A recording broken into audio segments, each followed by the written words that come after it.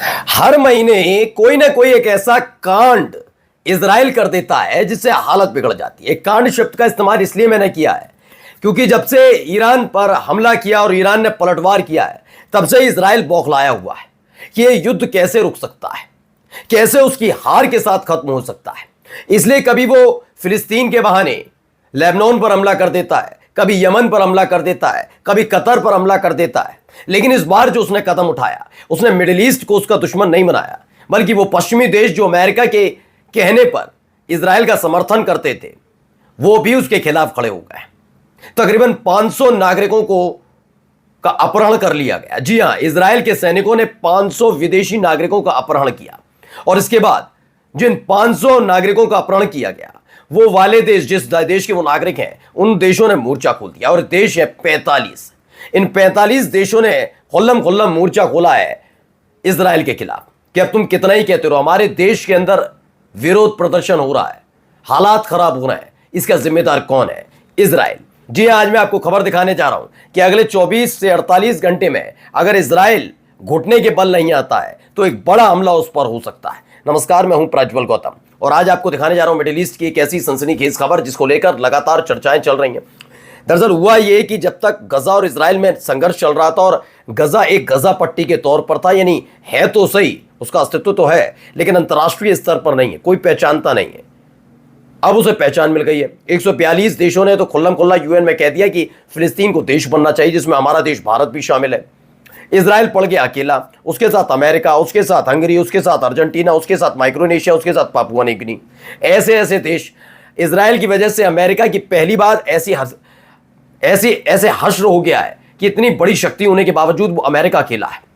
अब हुआ क्या, इन सब के बीच जो तमाम अलग अलग देशों से, 40 से ज्यादा देशों से भेजे गए थे नागरिक थे उनके अपने, वो गए गजा में दवाइयां लेकर, खाना लेकर अपने अपने शिप से जा रहे थे। इजराइल की हरकत, एक तो वो हार गया, फिलिस्तीन देश कैसे बन गया, दूसरा उनको तुम तक खाना दाना पानी कैसे पहुंच रहा है, तो इसकी वजह से उसने अब उन शिप पर हमला कर दिया और उन तमाम नागरिकों को अगवा कर लिया। पहले वो वीडियो आपको दिखाने जा रहा हूं, ये वीडियो देखिए कैसे उन पर हमला किया जा रहा है। तमाम तस्वीरें ये देखिए, ये इजराइल का वो है शिप सामने जो खड़ा है, और ये इधर जो शिप है छोटा, ये समुद्र फ्लोटिला है जिसमें अलग अलग देशों के लोग पहुंच रहे हैं। अब देखिए, चेतावनी देता हुआ वीडियो भी दिखाता हूं आपको, देखिए। This is the Israeli Navy. You are approaching a blockaded zone. If you wish to deliver aid to Gaza, you may do so through the established channels. Please change your course toward the port of Ashdod, where the aid will undergo a security inspection and then be transferred into the Gaza Strip. एक और video देखिए, Greta थॉनबर्ग को कैसे हिरासत में लिया गया, अगवा किया गया। हिरासत वर्ड में गलत बोल रहा हूं, अगवा किया गया है। बार बार यही कहा जा रहा है कि अगवा किया गया, किडनैप किया गया। तो ये तस्वीरें निकलकर सामने आई, तो इसमें बताया गया है क्या कहा जा रहा है, मैं बता देता हूं। इजराइल ने गजा की ओर जा रहे सहायता बेरा फ्लोटिला को रोक दिया। कई दर्जन जहाज गजा में मदद के लिए रवाना हुए थे। इजरायली नौसेना ने वार्निंग दी और फिर इन जहाज़ों को ब्लॉक किया। अंतर्राष्ट्रीय दबाव बनाकर गजा तक राहत पहुंचाने की मांग कर रहे हैं कार्यकर्ता। इजराइल का कहना है कि सुरक्षा कारणों से सीधे गजा बंदरगाह पर जहाज पहुंचने नहीं देंगे। 46 देशों के 500 कार्यकर्ता इसमें शामिल है जिन्हें किडनैप किया गया है। अब इसमें देखिए, उसी वक्त की वीडियो निकल कर आई, पहले वीडियो देखिए। ये देखिए, उसी वक्त की वीडियो है, कैसे करके एक बोट के जरिए वहां तक पहुंचते हैं और उस इजरायली शिप पर कब्जा कर लेते हैं। ओह, माफी चाहूंगा, जो फ्लोटिला शिप है उस पर कब्जा करते हैं। ये 2 अक्टूबर की है, रात के अंधेरे में ये कब्जा किया गया। बड़े बड़े हथियार लेकर जो निहत्ते हैं, जो गजा पहुंच रहे हैं, फिलिस्तीन पहुंच रहे हैं, और इजराइल को हक नहीं है कि फिलिस्तीन जाने से रोक सके, क्योंकि फिलिस्तीन अब एक देश है। फिर भी हरकत की जा रही है। आप तस्वीरों में देखिए कैसे इन हथियारों को लेकर ये पहुंचते हैं। आइए एक और वीडियो आपको दिखाता हूं, यहां पर कैसे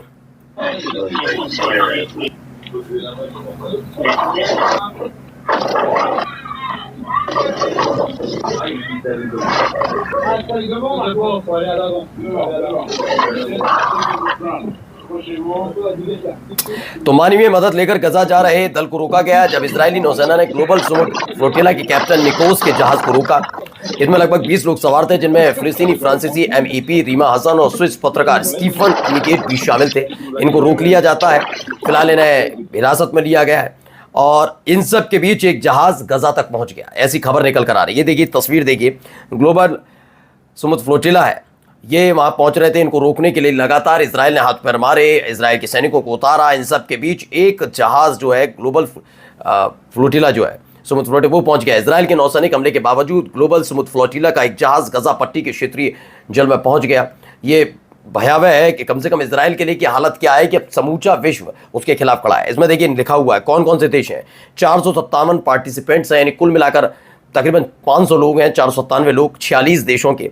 ये वो देश हैं, फिनलैंड है, ऑस्ट्रेलिया है, पोलैंड है, स्वीडन है, नॉर्वे है, क्रोएशिया है, Lithuania, Slovakia, Serbia, Greece, Bulgaria, तुर्की, Jordan, Kuwait, Bahrain, Japan, Malaysia, Indonesia, Australia, South Africa, New Zealand, Pakistan का ओमान, मालदीव्स, ये अर्जेंटीना के भी पहुंचे। जबकि अर्जेंटीना ने फिलिस्तीन की मान्यता का विरोध किया था, तब भी उनके नागरिक चाहते हैं कि वो खाना गजा तक पहुंचे। कोलंबिया, मैक्सिको, अमेरिका के 22 ऐसे लोग हैं, और Luxembourg, Switzerland, France, Spain, Italy, पुर्तगाल, ये अलग अलग, ब्रिटेन तक के लोग इसमें शामिल हैं। यूके के देखिए 15, आयरलैंड, ये लोग हैं। अब खबर यह है कि इनको अगवा करने के बाद जो इनके साथ सलूक किया गया उसके खिलाफ लोगों में नाराजगी है। चीन ने भी अपनी तरफ से स्पष्ट कर दिया। चीन क्या है, इजराइल पर एक कड़ा प्रतिबंध लगाने जा रहा है।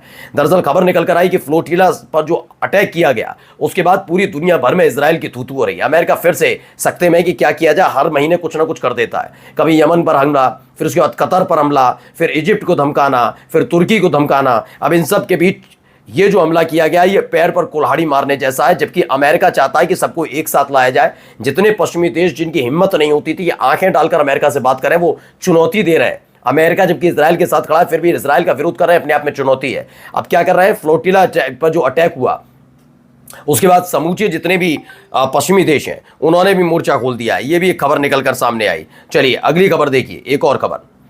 ये एक वीडियो, क्या किया गया, अगवा जो किए गए, जो किडनैप किए गए या फिर यूं कहा जाए जिन्हें हिरासत में लिया गया, उनके साथ बेंजामिन नेतन्याहू के मंत्री ने जो बदसलूकी की उसने भी पारा चढ़ा दिया। सुनिए क्या कह रहे हैं।